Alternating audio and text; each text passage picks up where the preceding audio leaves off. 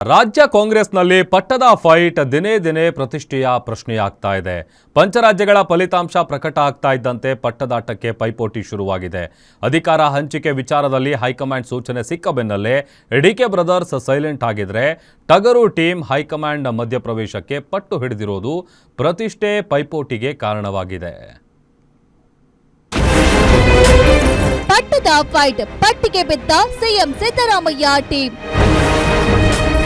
ತಾಳ್ಮೆಯಿಂದಲೇ ಕುರ್ಚಿ ಏರಲು ಪ್ಲಾನ್ ಹಾಕಿದ್ದ ಬಂಡೆ.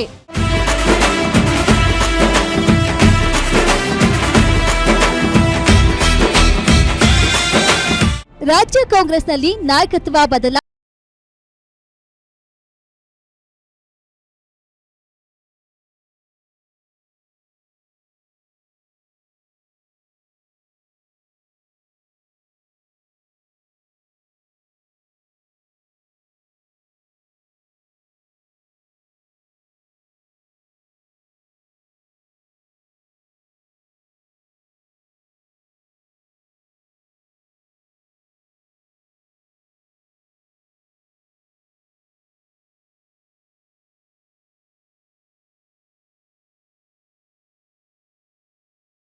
ರಾಜ್ಯ ಕಾಂಗ್ರೆಸ್ನಲ್ಲಿ ಎದ್ದಿರುವ ಗೊಂದಲಗಳ ಬಗೆಹರಿಸಲು ಹೈಕಮಾಂಡ್ ಮಧ್ಯಪ್ರವೇಶ ಮಾಡಬೇಕು ಅಂತಿದೆ. ಅಷ್ಟಕ್ಕೂ ಸಿಎಂ ಸ್ಥಾನದಲ್ಲಿ ಸೇಫ್ ಆಗಿರುವ ಸಿದ್ದರಾಮಯ್ಯ ಅವರ ಆಪ್ತರೇ ಹೈಕಮಾಂಡ್ ನಿರ್ಧಾರಕ್ಕೆ ಪಟ್ಟು ಹಿಡಿದಿರುವ ಹಿಂದೆ ರಾಜಕೀಯ ಮೆಗಾ ಪ್ಲಾನ್ ಇದೆ ಎನ್ನಲಾಗ್ತಿದೆ. ಹೈಕಮಾಂಡ್ ಮಧ್ಯಪ್ರವೇಶಕ್ಕೆ ಟಗರು ಟೀಮ್ ಒತ್ತಡ ಹಾಕ್ತಿರೋದ್ಯಾಕೆ? ಹೈಕಮಾಂಡ್ ಮಧ್ಯಪ್ರವೇಶಕ್ಕೆ ಪಟ್ಟು ಹಿಡಿದ ಟಗರು ಪಡೆ. ಸಿಎಂ ಸ್ಥಾನ ಕೈತಪ್ಪುವ ಆತಂಕದಲ್ಲಿ ಸಿದ್ದರಾಮಯ್ಯ ಆಪ್ತರು. ದೆಹಲಿ ನಾಯಕರ ಮನವೊಲಿಸಲು ಸಿದ್ದು ಬಣದ ಮಾಸ್ಟರ್ ಪ್ಲಾನ್. ನಾಯಕತ್ವ ಬದಲಾವಣೆಗೂ ಮುನ್ನ ಸಂಪುಟ ಕಸರತ್ತಿಗೆ ಚಿಂತನೆ. ಅಧಿಕಾರ ಹಂಚಿಕೆಗೆ ಸೂಚಿಸಿದರೆ ಪ್ರತಿತಂತ್ರ ಹೂಡಲು ಸಜ್ಜಾದ ಸಿದ್ದು ಬಣ.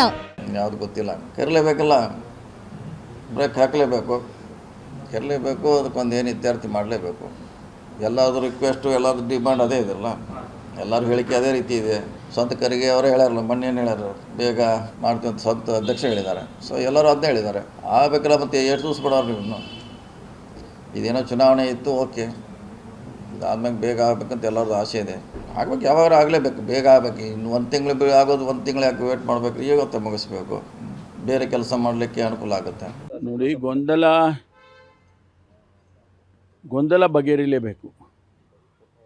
ನಮ್ಮ ಉದ್ದೇಶ ಇರೋದು ಆಡಳಿತದ ಮೇಲೆ ಪರಿಣಾಮ ಆಗಬಾರ್ದು ಅನ್ನೋದು ಅಷ್ಟೇ.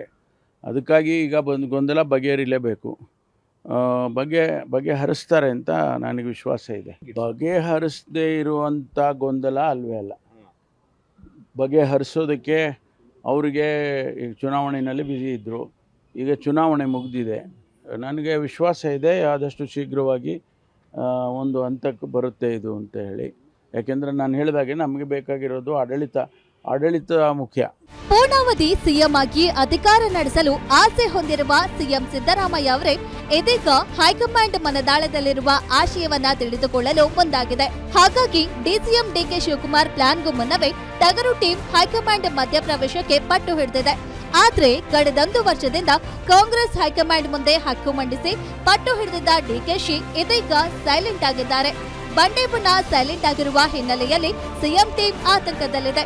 ಅಷ್ಟಕ್ಕೂ ಬಂಡೆ ಬ್ರದರ್ಸ್ ಸೈಲೆಂಟ್ ಹಿಂದೆ ಸಿಎಂ ಸ್ಥಾನಕ್ಕಾಗಿ ಮಾಡಿದ ರಣತಂತ್ರ ಯಶಸ್ವಿಯಾಗುವ ಭರವಸೆ ದೊರೆತಿದೆ. ಅಷ್ಟಕ್ಕೂ ಡಿಸಿಎಂ ಡಿಕೆಶಿ ಪ್ಲಾನ್ ಹೇಗಿದೆ? ಹೈಕಮಾಂಡ್ ಮೇಲೆ ಸೈಲೆಂಟ್ ಆಗಿಯೇ ಪ್ರಭಾವ ಬೀರ್ತಿರುವ ಡಿಕೆಶಿ 3 ವರ್ಷದ ಬಳಿಕ ಪವರ್ ಶೇರಿಂಗ್ ಗ್ಯಾರಂಟಿ ಎಂಬ ಅಚಲ ವಿಶ್ವಾಸ. ಅಧಿಕಾರ ಹಂಚಿಕೆಗೂ ಮುನ್ನ ಸಂಪುಟ ಬದಲಾವಣೆ ಬೇಡವೆಂದು ಡಿಕೆಶಿ ಪಟ್ಟು. ಆಕ್ರಮಣಕಾರಿ ಪ್ಲಾನ್ ಬಿಟ್ಟು ತಾಳ್ಮೆಯಿಂದಲೇ ಕುರ್ಚಿ ಏರಲು ಸಜ್ಜಾದ ಬಂಡೆ. ಅವ್ರು ಕರೆದಾಗ ಹೋಗ್ತೀವಿ, ಸುಮ್ಮನೆ ಕರೀದೇ ಹೋಗೋದು ಸರಿ ಇಲ್ಲ ಅಂತ ನಾವು ಹೋಗ್ತಾರ. ಅವ್ರು ಕರಿತೀವಿ ಅಂತ ಹೇಳಿದಾರೆ ನಮಗೆ, ಅವ್ರು ಕರೆದಾಗ ಖಂಡಿತ ಹೋಗ್ತೀವಿ. ಸರ್ಕಾರ ಅಧಿಕಾರಕ್ಕೆ ಬಂದ ದಿನದಿಂದಲೂ ಪವರ್ ಶೇರಿಂಗ್ಗೆ ಪಟ್ಟು ಹಿಡಿದಿದ್ದ ಡಿಕೆ ಬ್ರದರ್ಸ್ ಇದೀಗ ಸೈಲೆಂಟ್ ಆಗಿದ್ರೆ, ಪೂರ್ಣಾವಧಿ ಸಿಎಂ ಆಗಿ ಅಧಿಕಾರ ನಡೆಸುವ ಆಸೆಯಲ್ಲಿದ್ದ ಸಿಎಂ ಸಿದ್ದರಾಮಯ್ಯ ಟೀಮ್ ಹೈಕಮಾಂಡ್ ಮಧ್ಯಪ್ರವೇಶಕ್ಕೆ ಪಟ್ಟು ಹಿಡಿದಿರೋದೇ ಇದೀಗ ಉಲ್ಟಾ ಪಲ್ಟಾ ಆದಂತೆ ಆಗಿದೆ. ಹೀಗಾಗಿ ಟಗರು ಟೀಮ್ ಪ್ಲಾನ್ ಸಕ್ಸಸ್ ಆಗುತ್ತೋ, ಶಿವಕುಮಾರ್ ಗೇಮ್ ಪ್ಲಾನ್ ವರ್ಕೌಟ್ ಆಗುತ್ತೋ ಅನ್ನೋದೇ ಇದೀಗ ಕೈಪಿಡಿಯಲ್ಲಿ ಕುತೂಹಲಕ್ಕೆ ಕಾರಣವಾಗಿದೆ. ವೀರೇಶ್ ದಾನಿ, political bureau, guarantee news, Bengaluru.